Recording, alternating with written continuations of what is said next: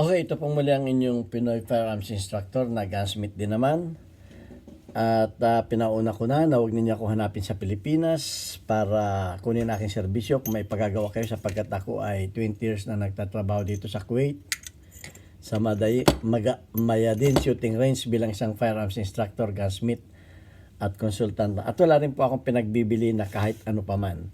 Ayan, ako lamang po ay nagtuturo dito sa YouTube. Magtanong lamang kayo at sasagutin natin sa abot ng ating malit ng alawan. Ayan, at bago ako bumati at magpasalamat sa inyo ay gusto ko lang munang basahin ang katanungan ni Artemio Batallones. Ang sabi niya, Sir, paano po gawin na ipit ayaw makasa? Tanggalin ko sana yung pin lock pero mahirap naman tanggalin. Ano kaya dapat po gawin?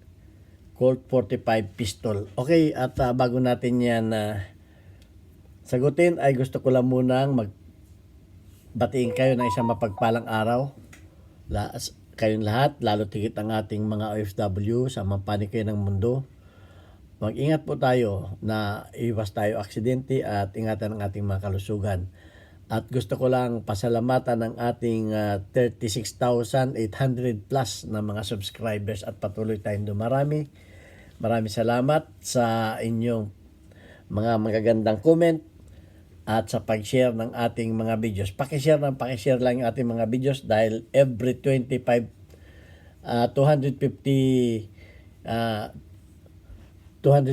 viewers ay nag-upload ako ng mga videos.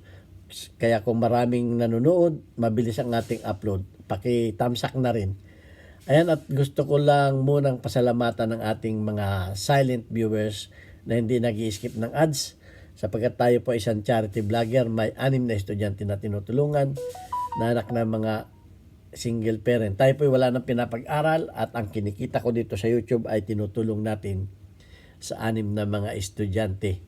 Ayan, at pasasalamatan ko lamang ang ating mga sponsor sa panguna ni Alfredo Isidro Ordosipay ng Las Piñas, si Architect Arnel Salvador ng Kuwait, si Jovel Platon Boy Omay ng Riyadh, Saudi Arabia, si Ombet ng Kia Motors Kuwait, si Anthony Evangelista ng Pasay, at mayroong isa na ayaw magpakilala, tawagin natin sa pangalang Adrian. Ayan, maraming salamat po at pagpalain tayo ng Panginoon sa ating araw-araw na pamumuhay at maraming salamat sa inyong mga tulong. Ayan, ang katanungan niya ay hindi ko alam kung kung basta ang sabi niya, Sir, paano gawin naipit ayaw makasa? Tanggalin ko sana yung pinlock pero mahirap naman tanggalin. Ano kaya ang dapat gawin na Colt 45? Okay, una sa lahat, pagka ganyan ay susukatin muna ninyo yung barrel. Kuha kayo ng panukat, bullpen yan. Kung bullpen man yan o screwdriver. Basta kumuha kayo ng isang at susukatin ninyo ito, baka may bala. Hindi ko alam kung umistak ba yung bala. Susukatin ninyo yung barrel, ganyan, at titingnan ninyo kung may bala. Pag yan ay tumapat dun sa walang bala yan. Pero kung yan ay tumapat dito, ayan so pag sukat dito, halimbawa sinukat ninyo ganyan. Ayan. Pag yan ay tumapat doon sa dulo ng walang bala yan. Pero pag yan ay nakaganyan, pag dito yan, may bala yan. May chamber load yan. So, i-assume na natin na may bala kasi hindi naman niya sinabi na may bala eh. So, maglagay muna tayo ng ng isang dummy bullet. Maglalagay tayo ng isang dummy bullet. I-assume natin na may bala. Okay, ito, dummy bullet ito. Ang nakalagay dyan ay rubber. Pang dry fire ko yan. Okay, so maglagay tayo ng dummy bullet. Yan. Yan, may dummy bullet. I-assume din natin ng naka hammer up. Susukatin natin. Yan, ganyan. So, may bala yan. So, i-hammer down natin para tayo mas safe sa hammer down. Baka nga may bala. Maglagay na lang tayo ng tissue dito. Ayan, maglagay tayo ng tissue. Saka natin ibaba yung ibaba. Kalabitin natin at ibaba natin. Ayan. Maglagay na tayo ng tissue dyan. At pwede na rin nating tanggalin yung tissue pagka nakababa na o nakahapkak na. Yan, nakahapkak na yan. So, hindi na ano yan.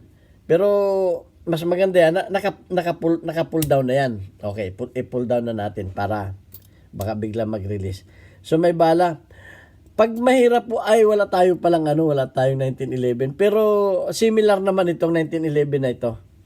Wala tayong 1911. Itong slide lock release na to, ay kung makikita ninyo, ito ay may laro na ganyan, no? Tumataas. I-press down ninyo ito pababa. Sasabihin ko sa inyo kung bakit ibaba. Kasi pag nakataas yan, hindi ninyo matatanggal. So, i-press down ninyo yan. At itatapat ninyo siyempre yung, di ba may mga dito yan? May kaltas dito yung sa 1911. So, itatapat ninyo dito yung kaltas niya. Yan, ganyan. Itatapat ninyo ganyan. Yan. Pag naitapat na ninyong ganyan, ipipress down ninyo ito pababa. Okay? At nakagano, nakapress down. At saka ninyo ito, ipipress yung sa kabila. Okay? Saka ninyo bubunutin. Kailangan pag binubunot ninyo, ay ipipress down ninyo pababa. Okay. Yan. Pag nabunot ninyo, bakit ipipress down pababa? Okay. Subukan na natin tanggalin. Yan. So, natanggal na natin. May bala sa loob. So, ang gagawin natin dyan ay tanggalin natin yung recoil spring. Okay?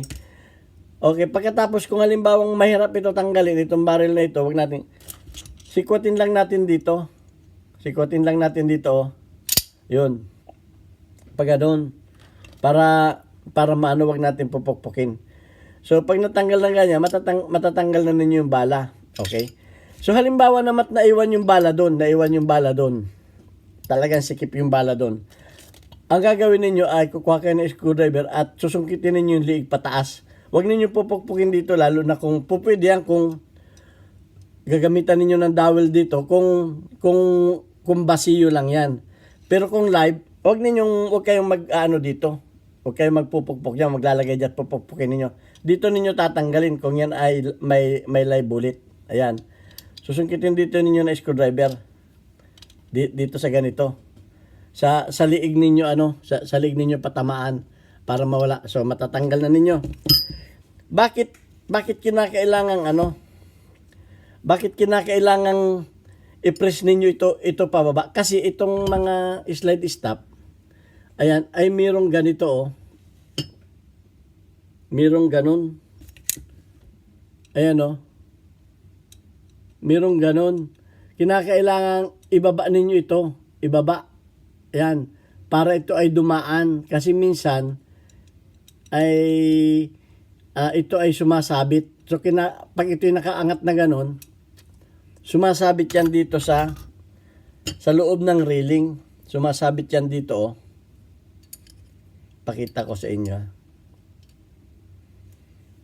Yan, nakasabit yan dyan. Kaya kinakailangan ninyo na minsan kahit nakatapat na doon sa kanyang slot ay kulang pa. Kaya kinakailangan yan ay umangat na ganun para makadaan siya palabas. Kasi kung yan ay nakaganyan, hindi pa rin yan dadaan. Although yan ay may katapat na slot na dito. Minsan ay kulang ng kaunti, sumasabit. So kinakailangan yan ay ipipress ninyo ito. Ito, yan, paganyan. Ipipress ninyo ito pababa. Ito, ipipress ninyo ng pababa. Ito. Para yung kanal niya ay mawala yung pagkakalak niya sa kanal. Kasi kaunting sabit lamang niya dyan. Meron talagang kahit may lakyan dyan, minsan sumasabit pa rin. Dahil ito ay, minsan ay kinakailangan ay itulak mo talaga pababa. May mga ganun na pangyari. So ayun lang ang gawin ninyo para matanggal ito. Yan, ulitin ko, ito ay ipipress ninyo pababa. Yan. Saka ninyo itutulak dito. Okay? Yan. Pero mas i-check muna ninyo yung bala, baka may chamber load dyan, baka may live bullet, mas mabuti na yung safe bago kayo magtanggal. Okay, baka kasi diyan maraming nakakamali, kala empty. Yung pala may chamber load. Baka mamaya biglang pumalo yung hammer niyan. At anong mangyari diyan, hindi natin alam kung saan nakatutok yan. So ayan, ganun lang. Kasi nga, meron niyang release dito sa loob. Ayan o, nakasakayan sa release. Nakasakay, kumbaga nakasabit yan. Kaya hindi ninyo maano. Yan, kinakailangan ninyong itulak pababa. So ayun lang, ganun lang kadali. At sana may natutunan kayo sa maiksing video na to. At magtanong lang kayo para masagot natin ng maayos yung ating mga video. Although baka mali yung sagot ko kasi hindi masyadong maliwanag sa akin Naipit, hindi ko alam kung may bala. Pero sinagot ko na rin, may bala o wala. Ganun ang gagawin ninyo. Unang-una, pag kayo ay magre-rectify ng inyong mga baril o may gagawin kayo, check agad ninyo ay chamber load. Check agad ninyo, release magazine, chamber load. Tanggalin agad ninyo alamin ninyo kung may chamber load o wala. Para lagi tayong safe. Huwag kayong bara ng bara, tira ng tira. Minsan nakakalimutan natin. Laging unahin natin ang safety. So ito ang inyong Pinoy Firearms Instructor na gunsmith din naman. At hanggang sa muli natin video. God bless us all.